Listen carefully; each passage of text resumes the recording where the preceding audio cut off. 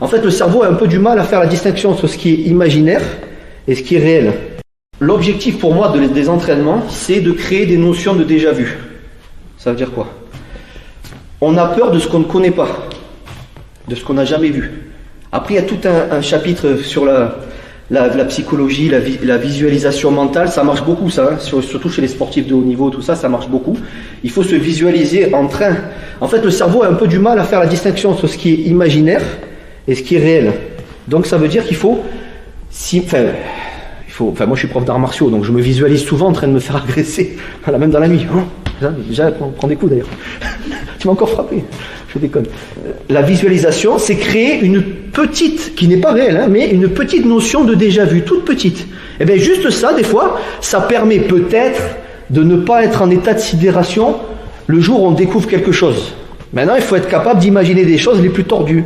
Plus on voit des choses tordues dans notre tête, et plus on se dit, putain, vous voyez ce que je veux dire? Maintenant, ça peut ne pas marcher selon la situation. Est-ce que tu as bien dormi? Est-ce que tu as eu un effet de surprise? Et tout ce qui est tous les à côté, quoi. Ça, c'est important.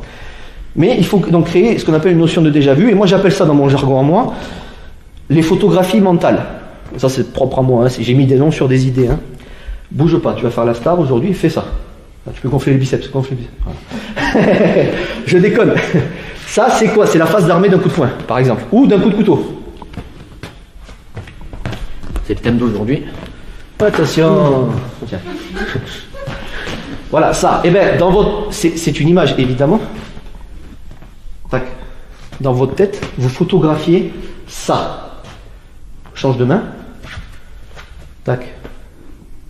Commence à descendre vers moi. Suis-moi. Voilà, bon, attends, bouge pas. Voilà, pas trop flou, mais ici. Ça. Voilà. Juste d'avoir un couteau qui vous pointe la tronche, là. Ça. Vous pouvez même aller plus loin. Prendre juste un vrai couteau. C'est con de dire, ouais, ça, j'ai compris, c'est du plastique, j'ai compris. Non, ton cerveau, il n'a pas compris. Ça, tu vas voir quoi? Une photographie d'un truc en plastoc. Un vrai couteau, juste comme ça, avec un truc qui brille un petit peu, ben, c'est pas la même chose dans la tête. Attention, c'est minime, hein, c'est pas ça qui va nous sauver. Hein, mais c'est juste pour comprendre. Ensuite, pendant l'action, ça, hop, ça, voilà, le cerveau, il enregistre ça. Quand, on va pas passer une heure là-dessus, on est bien d'accord, vous n'allez pas vous entraîner, dire, attends, c'est bon, on va gonfler, là. C'est bon. Mais voilà, ça, c'est ce que j'appelle les photographies mentales. Et maintenant, l'espoir, c'est quoi? C'est que le jour... Après, vous triez, hein, les photos floues, vous les enlevez. Les trucs qui bavent. Et c'est l'espoir que le jour où on vous agresse, vous ayez le temps de sélectionner dans votre bibliothèque de photos, non, album photo on dit, hein, dans votre album photo mental, les bonnes photos et surtout les bonnes actions qui vont avec. Est-ce que, traduisez hein, ce que je raconte, d'accord?